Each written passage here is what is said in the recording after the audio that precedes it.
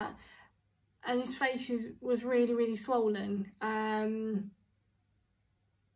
It was very surreal, but it was so much easier to deal with like the physical than that lead up to surgery. And I might try and put a little photo of him post surgery in this clip now.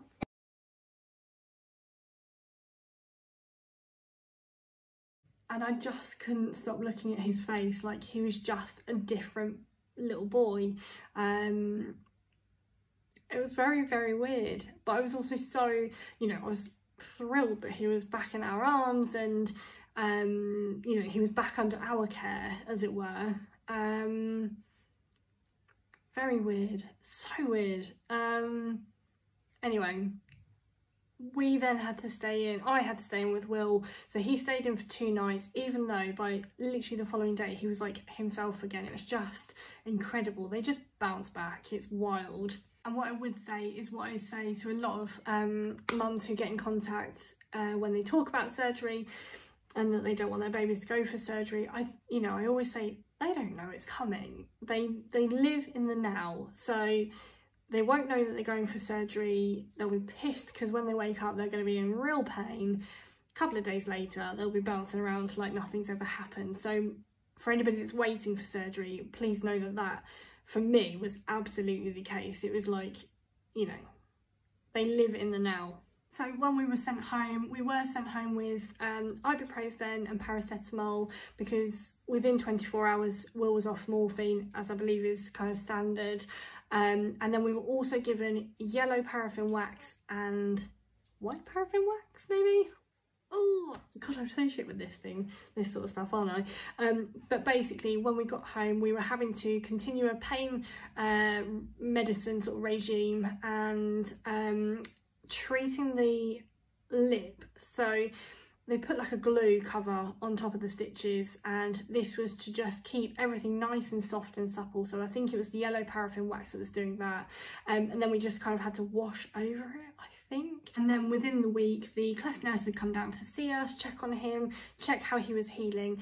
Now for Will, he actually had quite a lot of glue still stuck on the repair, so unfortunately that had to be pulled off, which wasn't very nice for him. But once it was off, he looked glorious. And then it was very much a case that we were sort of left to it for a little while, just kind of touching base every now and again with our cleft nurse, until the August when Will was having his soft palate done. So this time round we only had to go to the GP for a pre-assessment, as in his MRSA swabs. So it was great that we were able to do that more locally. We went back up to London for the surgery, and it was almost like it was easy because we knew the hospital and we knew where we were staying, and it was so much more comfortable. Obviously the anxiety of surgery was still there, but it was a much nicer feeling knowing that we could just go, oh yeah, we're just going to go and grab a coffee here because we know where it is. So the second time round I felt like it was much easier in reference to being there. But the soft palate was exactly the same process. I think he was first on the list. Putting him under anaesthetic was horrible.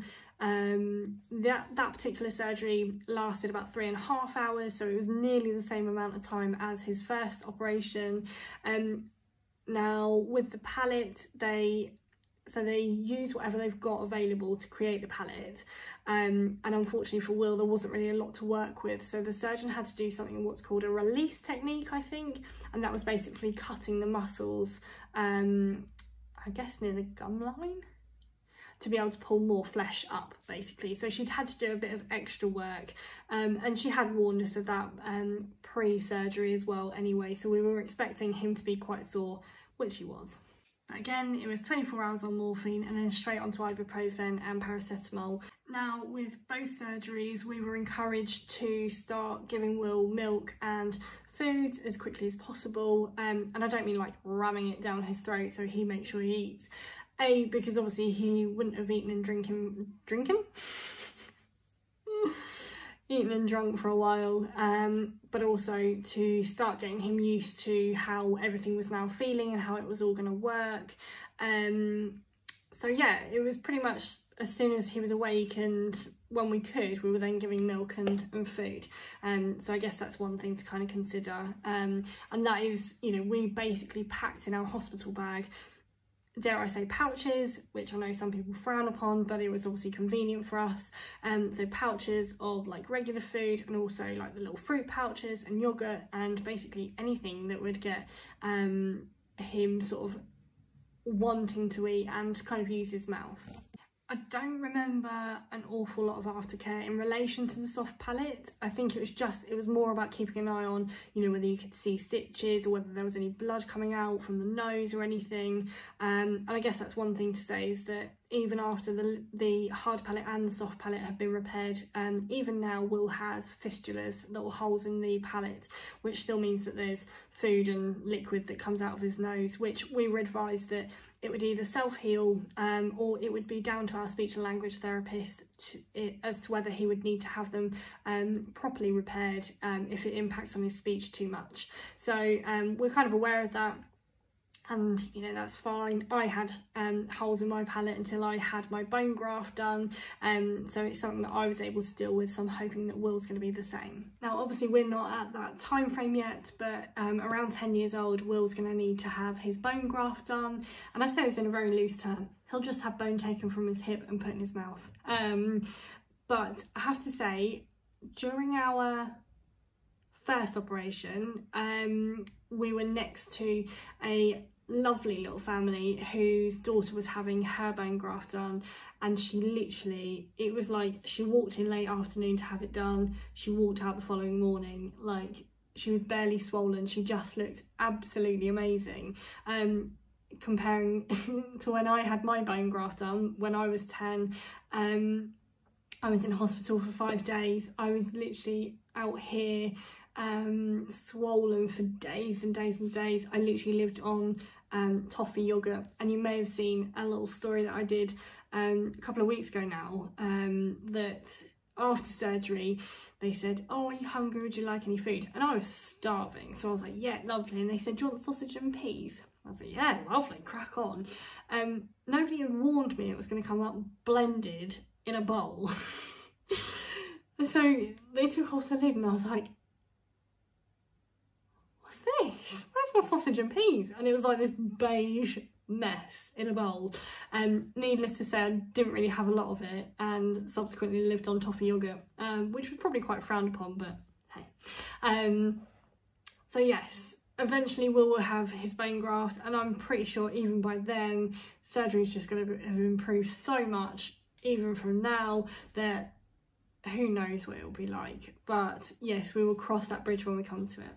So really the things that I sort of take away from our experience is try not to put pressure on yourself in relation to the time frames. That was something that really started to drive me crazy. And sometimes, much like a global pandemic, things are out of your control. So, you know, the teams will have things in place if surgery happens to go, you know, surgery dates are beyond the ideal.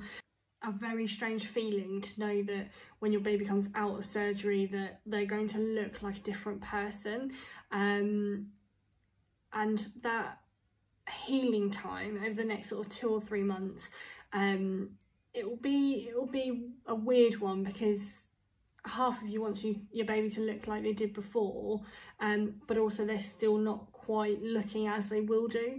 So just persevere with the sort of massaging of the lip especially, and you know, it's still a bit of a process and really and truly, babies live in the now. They won't know it's coming, they won't question why you've done something to make them feel pain, and in a couple of days they ain't gonna care.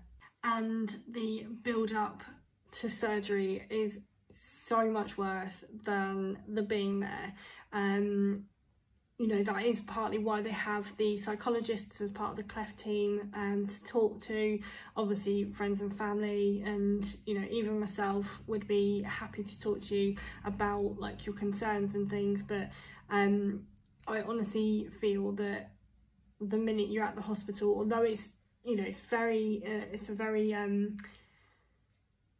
different environment that you're used than what you're used to, but I definitely found the being there was so much easier to deal with and cope with than the lead up. So just make sure you're looking after yourself, I guess, is really what I'm getting at in that lead up to surgery, and just absorb both their first smile and their second smile as much as you can. Take videos, take so many photos that you think you won't need, because the reflection on it is just amazing.